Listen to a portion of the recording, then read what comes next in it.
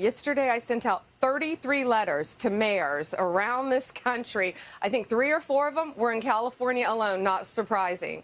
I sent out letters to all of these mayors and to the governors saying, you must comply. We want to know what you're doing to comply with our federal government. So we're going to see, I'll let you know how they respond. They have 5 days to respond to me. Here is our response. Stop attacking our cities to hide your administration's failures.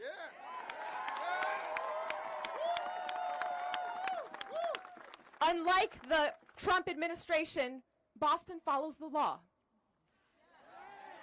And Boston will not back down from who we are and what we stand for. We've got more reveal and live footage coming up.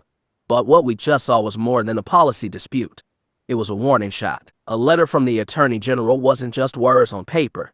It was a direct threat aimed at Boston itself. Demands for compliance, deadlines for obedience, and the shadow of punishment loomed over the city. But Boston didn't flinch. Instead, its mayor responded with fierce defiance, making it crystal clear that fear and intimidation won't dictate the city's future. We're here again today because last week, Boston received a letter from the Attorney General of the United States on official letterhead from the federal government threatening to prosecute city officials and withhold federal funds unless we cooperate with carrying out mass deportations.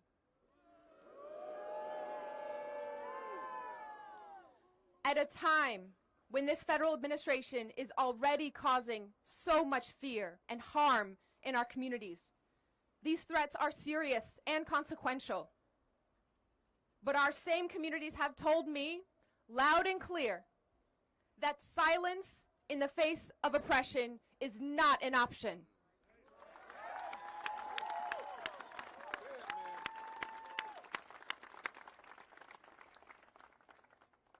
The U.S. Attorney General asked for a response by today.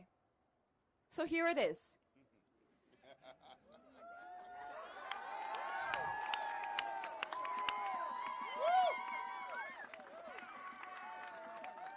Here is our response.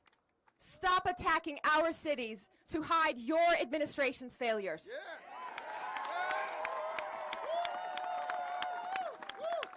Unlike the Trump administration, Boston follows the law. And Boston will not back down from who we are and what we stand for.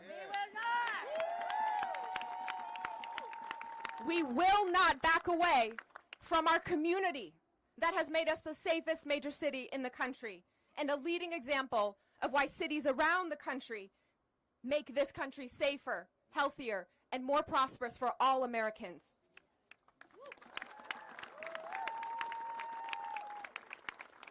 To all the federal officials attacking communities that embody diversity, creativity, and moral clarity, we mayors said this in D.C. nearly 6 months ago, and I'll say it again today.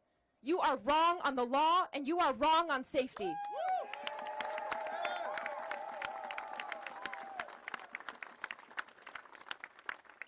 Most of all, you are wrong on cities.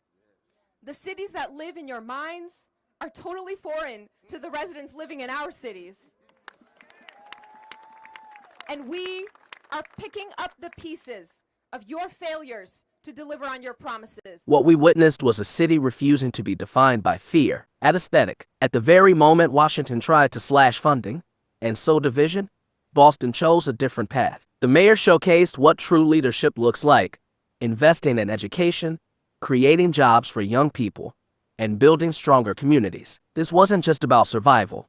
It was about proving that real safety comes from unity, opportunity, and a commitment to the people, not from threats issued in Washington. And Boston's mayor didn't stop there. This is just the beginning of a fight for the city's values and future. Under the Trump administration, groceries are less affordable. Housing is harder to build. Cures for cancer are farther away. And good news on our economy has been as hard to find as the Epstein list.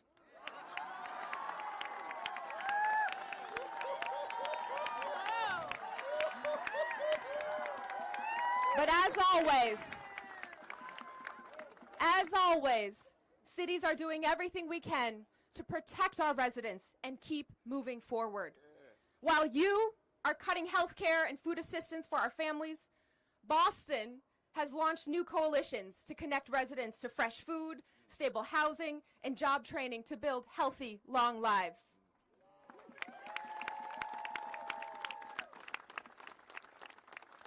While you attempt to unlawfully cancel grants for our schools and roads, we funded 10,000 paid summer jobs for our young people, opened 1,000 new seats in free, high-quality early education classrooms for our littlest learners, fixed more than 27,000 potholes, and repaved more than 80 miles of city streets.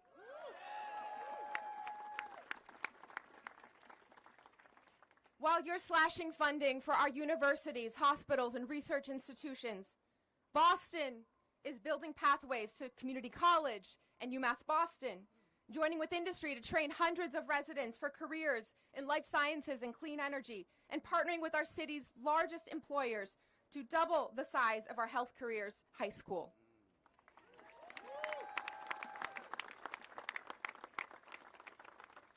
While you deploy military personnel to occupy American streets, we are building community safety. Our police don't have to hide their faces.